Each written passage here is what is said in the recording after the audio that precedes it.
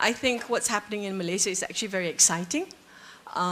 It's a challenge that we need to face, you know, front on, full frontal, you know, grapple with a big elephant in the room.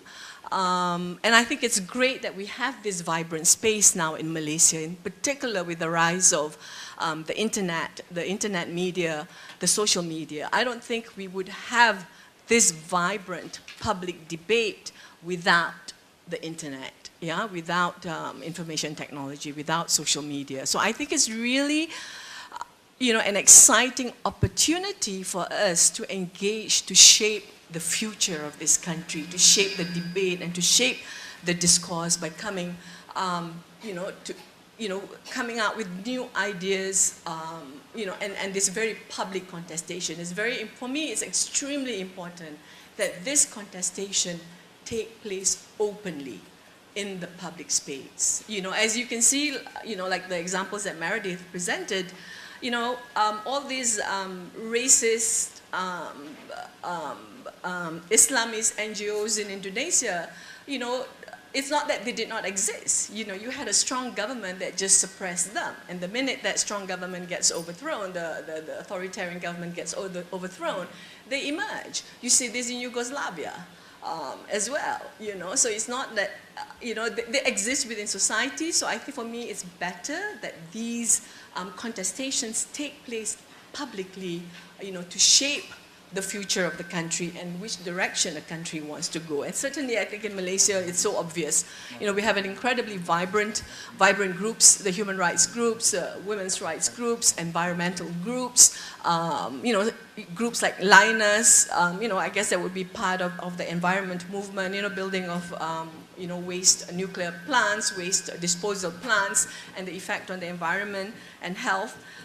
Neighborhood associations, you know, also in the past several years, neighborhood associations have really become a strong voice of organizing at the community level, like my neighborhood, you know, against construction of, you know, office blocks and yet more shopping complexes and yet more condominiums in what was supposed to be green lungs in the city. So all these are extremely important growth and development, I think, you know, within the Malaysian civil society sphere.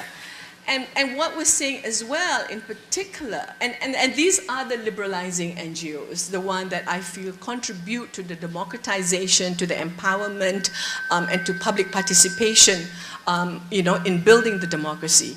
But I think what is disturbing and what we really need to deal with is the rise of, you know, the intra-ethnic illiberal groups based on race and religion. And I think we all know the rise of Perkasa, the rise of ISMA.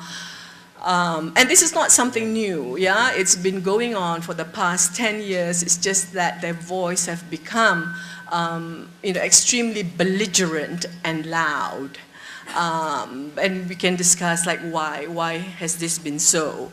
Why have they enjoyed that space to present as if they represent, you know, the whole Malay Muslim community of Malaysia.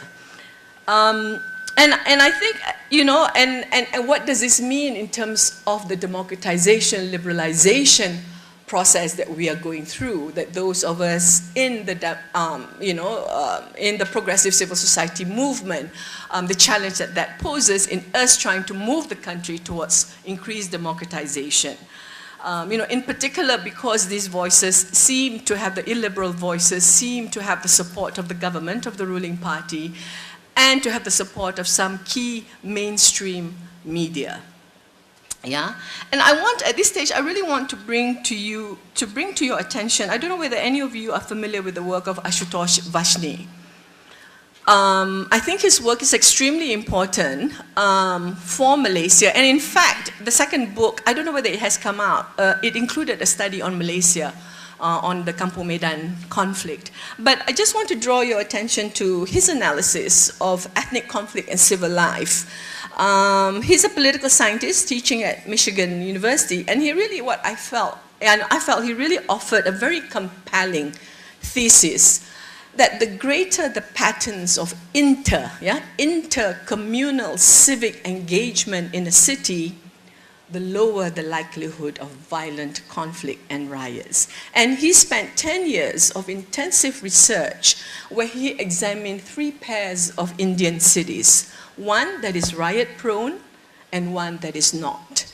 And he concluded that pre-existing local networks of civic engagement between Hindus and Muslims stand out as the single most important explanation for the difference between peace and violence. And his work really leaves a lot for us to think about in terms of what's going on in Malaysia today and the dangers. You know, we have the right to feel that, you know, that this slippery slope that we're on can lead to violence and conflict if we don't stop it right now. So he says that trust built on inter-ethnic, social and civic ties, not intra-ethnic networks, is critical for peace. So he found the presence, and in particular here he's comparing Calicut and Aligarh, yeah? He found the presence of inter-ethnic associations decisive in preventing violence because inter-ethnic associations, and you know, apply this Malay, Chinese, Indian, Sabah, Sarawak, yeah, build bridges. Meredith mentioned that, and manage tensions in times of ethnic conflict and differences. You know, and he found that, you know, everyday engagement between ethnic groups, sometimes we're comfortable with the idea, oh, we're socializing together, we're eating together, we kongsi raya, we celebrate our Christmas and Hari Raya together, our children are playing together. That is not enough, he says. Yeah, that works at the village level, he says. That kind of everyday, you know, soft social engagement is strong enough at the village level, you know, to bring people together and to prevent violence. But in the city, that kind of social inter-ethnic ties are not enough, not resilient, you know, as the more formal, organized inter-ethnic associations. You know, especially when confronted, and I think his work on looking at why there's violence and why there's no violence, the role of politicians. Especially when confronted with attempts by politicians to polarize citizens along ethnic lines in urban settings. So without that formal inter-ethnic associations, when politicians, as a political strategy, you know, promote or create ethnic conflict and ethnic suspicion, you know, without those strong formal inter-ethnic associations and ties, the society, the fabric of society is not strong enough to resist the potential for violence.